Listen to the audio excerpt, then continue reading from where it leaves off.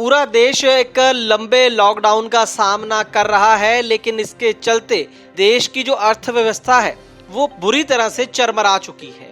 अब इस अर्थव्यवस्था को दोबारा खड़ा करने के लिए केंद्र सरकार के द्वारा और खास करके प्रधानमंत्री नरेंद्र मोदी के द्वारा 20 लाख करोड़ रुपए का एक पैकेज अनाउंस किया गया है। तो आज की इस ग्राउंड रिपोर्ट में हम आपको बताने की कोशिश करेंगे कि ये जो 20 लाख करोड़ का पैकेज अनाउंस हुआ है उसमें ट्रांसपोर्ट सेक्टर के लिए क्या है और क्या नहीं है।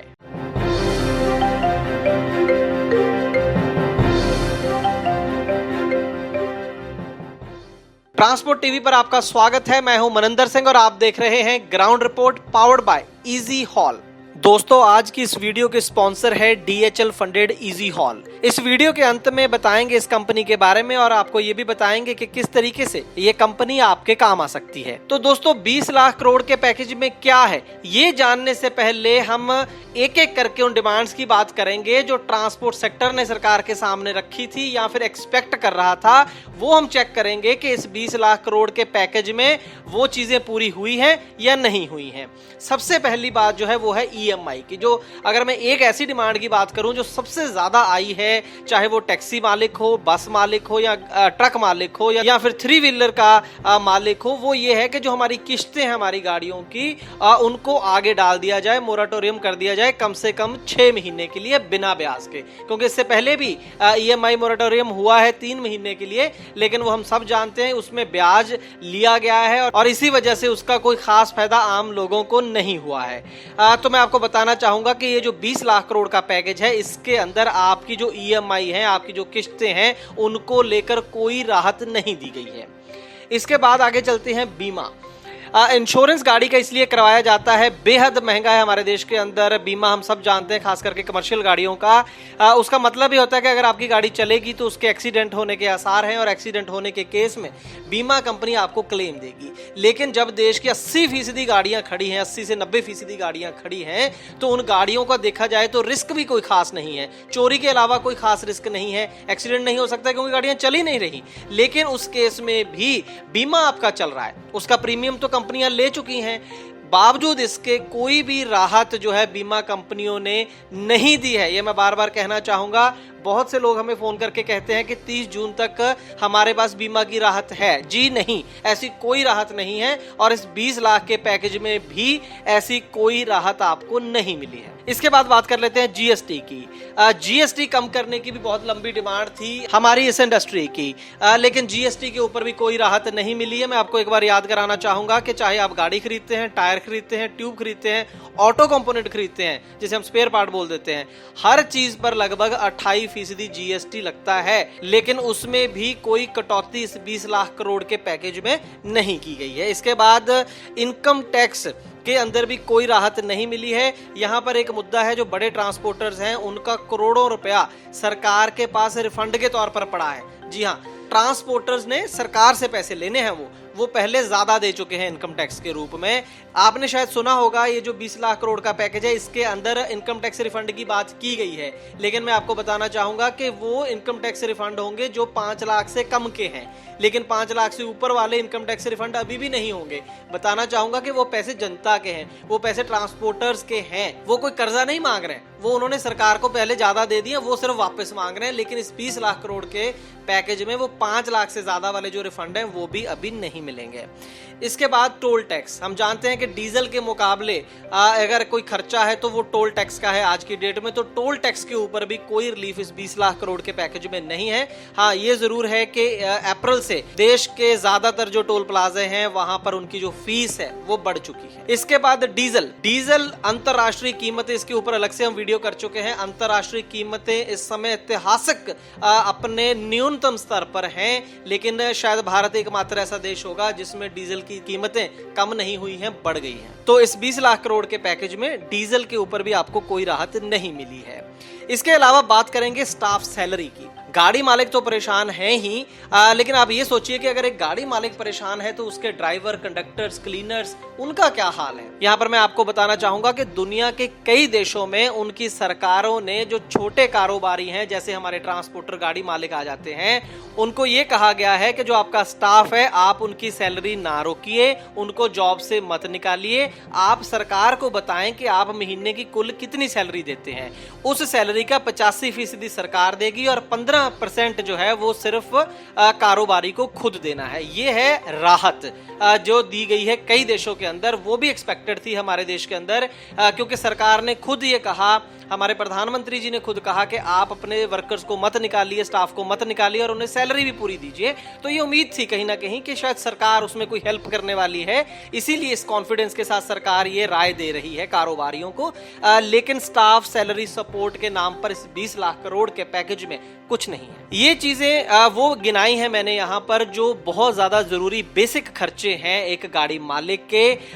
इसके अलावा एक बहुत बड़ा खर्चा है, उसके भी रेट कम नहीं हुए हैं, उसमें भी कोई राहत इस पैकेज के अंदर नहीं है, और वो है भ्रष्टाचार के रेट। जी हाँ, एक बहुत सारी ऐसी स्टडीज हो चुकी हैं, सब जानते हैं कि जो ट्रांसपोर्ट सेक्टर का रोड साइड भ्रष्टाचार है वो बिलियंस ऑफ डॉलर्स के अंदर है। हर स्टेट के बॉर्डर के ऊपर, हर आरटीओ चेक पोस्ट के ऊपर लूट होती है ट्रक वालों की। कुछ राहत मिली थी जब लॉकडाउन हुआ था, तब तो गाड़ियां ही नहीं चली, लेकिन जैसे ही चली, जितनी भी चली, उन्होंने पाया कि जो करप्शन लॉकडाउन के पहले थी वही रेट दोबारा लागू हो गए हैं, और बड़ी बेशर्मी के साथ कोई भी राज्य हो वहां पर करप्शन बाद दस्तूर दोबारा शुरू हो चुकी है। अब इसके बाद बात कर लेते हैं कि 20 लाख करोड़ के पैकेज में आखिरकार है क्या।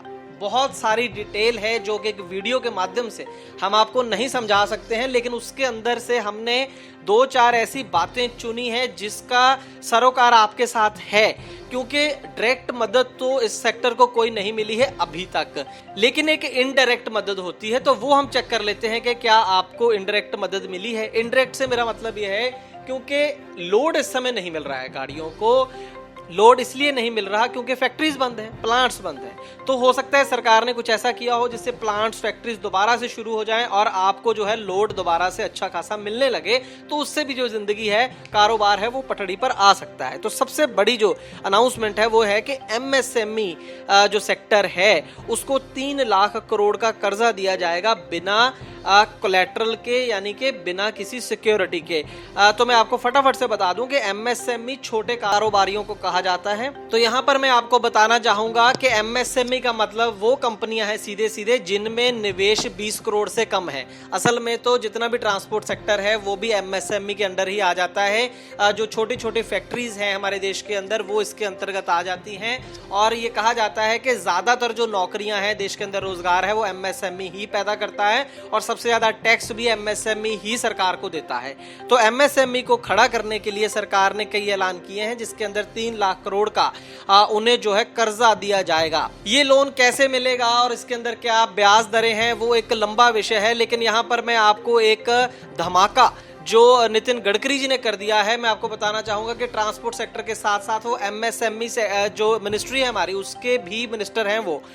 तो उन्होंने ये कह दिया है एक इंटरव्यू के दौरान हाल ही में, ये जो 20 लाख करोड़ का पैकेज है उसके आने के बाद उन्होंने ये बोल दिया कि 5 लाख करोड़ रुपया तो एमएसएमई सेक्टर का सरकारों ने देना है, जिसके अंदर केंद्रीय मंत्रालय, राज्य सरकारें, सरकारी डिपार्टमेंट और सरकारी कंपनियां। कहने का मतलब ये सब लोगों ने देना है। 5 लाख करोड़ रुपए बकाया खड़ा है इन छोटे कारोबारियों का। छोटी छोटी जो कंपनियां उनकी हम बात कर रहे हैं, 5 लाख करोड़ रुपया तो सरकार ने देना है, और घोषणा की गई है कि 3 लाख करोड़ रुपया सरकार इन्हें कर्जा देगी। देखा जाए तो कर्जे की जरूरत ही नहीं है, अगर वो 5 लाख करोड़ रुपए जो बकाया है वो इनका वापस कर दें तो ये फैक्ट्रियां अपने आप चल पड़ेंगी, उनको नए कर्जे की जरूरत ही नहीं है। खैर, हो सकता है हम कुछ समझ नहीं रहे हो, हम अर्थशास्त्री नहीं हैं, सरकार को ज्यादा समझ होगी जिन्होंने ये पैकेज बनाया है। इसके बाद आपके काम की खबर और है, आप जो कर्जा लेते हैं, जो हमारा ट्रांसपोर्ट सेक्टर है वो ज्यादातर जो कर्जा लेता है वो बैंकों से 40% के करीब लेता है, लेकिन 60% एनबीएफसी से लेता है। जैसे NBFC non banking financial corporation, जिसके अंदर royal Sundaram finance, Shri Ram finance ऐसी कंपनियां आ जाती हैं। तो सरकार को इस समय ये लगता है कि जो एनबीएफसी कंपनीज हैं उनका भी बुरा हाल है, क्योंकि लोग किस्तें जमा नहीं करवा पा रहे हैं और एनबीएफसी कंपनीज के पास पैसे की किल्लत हो गई है, क्योंकि पैसा वापस नहीं आएगा तो नया कर्ज कैसे दिया जाएगा। तो उनकी राहत के लिए 30,000 करोड़ रुपए का एक अलग से स्पेशल लिक्विडिटी स्कीम और 45,000 करोड़ रुपए की पार्शियल क्रेडिट गारंटी स्कीम 2.0 करके 2 स्कीम और लॉन्च की गई है। 75,000 करोड़ रुपया इस सेक्टर की हेल्प करने की बात की गई है एनबीएफसी कंपनीज की। तो इसका आपके लिए मतलब सिर्फ इतना है कि अगर आपको अपनी गाड़ियों के लिए कर्जा लेने में कोई दिक्कत महसूस हो रही है, कम है, तो अब शायद वो थोड़ा आसानी से मिल जाएगा। लेकिन यहाँ पर हम ये भी बता दें कि जिस एमएसएमई सेक्टर को ये सारी चीज़ें जो कर्ज मुहैया कराने की बात हो रही है, उनको जो रेट ऑफ इंटरेस्ट है, जो ब्याज दरें हैं, उसमें कोई कटौती नहीं की गई है। वो जो पहले दरें चल रही हैं उन्हीं दरों पर अब भी ब्याज उनसे वसूला जाएगा। इसके साथ एक और अनाउंसमेंट है, इनकम टैक्स रिटर्न जो 31 जुलाई तक आपको भरनी थी, अब आप वो 30 नवंबर तक भर सकते हैं। तो ये मुख्य रूप से निकल कर आया है 20 लाख करोड़ के इस पैकेज के अंदर। असल में ज़्यादातर जो स्कीम्स इसके अंदर अनाउंस की गई हैं उसके अंदर ज़्यादा कर्ज मुहैया कराया जा रहा है छोटे कारोबारियों को, ताकि वो अपना बिजनेस दोबारा से शुरू कर सकें। जिनको कैश की किल्लत है वो लोन लेकर अपनी किल्लत जो है वो दूर कर लें। आप उम्मीद करेंगे कि सरकार का ये जो पैकेज है इससे इकोनॉमी को बढ़ावा मिलेगा, लोड ज़्यादा मिलेगा गाड़ियों को, लोगों को काम मिलेगा, बहुत अच्छी बात है। लेकिन कुछ अर्थशास्त्रियों का, यहाँ पर जानकारों का ये भी कहना है कि दिक्कत और कर्जे की नहीं है, दिक्कत तो ये है कि जो कर्जा पहले ले रखा है वो वापस नहीं हो रहा है, उसके अंदर राहत चाहिए थी, उसके अंदर इंटरेस्ट माफी चाहिए थी कम से कम, अगर प्रिंसिपल माफ नहीं हो सकता, या फिर सीधे सीधे कैश लोगों के खातों में चाहिए था। गरीब लोगों के, जहाँ पर जो मजदूर लोग हैं, ड्राइवर लोग हैं, कम से कम उनके खातों में सीधा सीधा 5,000 10,000 जो भी सरकार बन पड़े वो उनके खातों में लगातार डाले, ताकि वो अपना घर भी चला सकें और वो मार्केट में उस पैसे को खर्चेंगे जिससे इकोनॉमी चल सकती थी।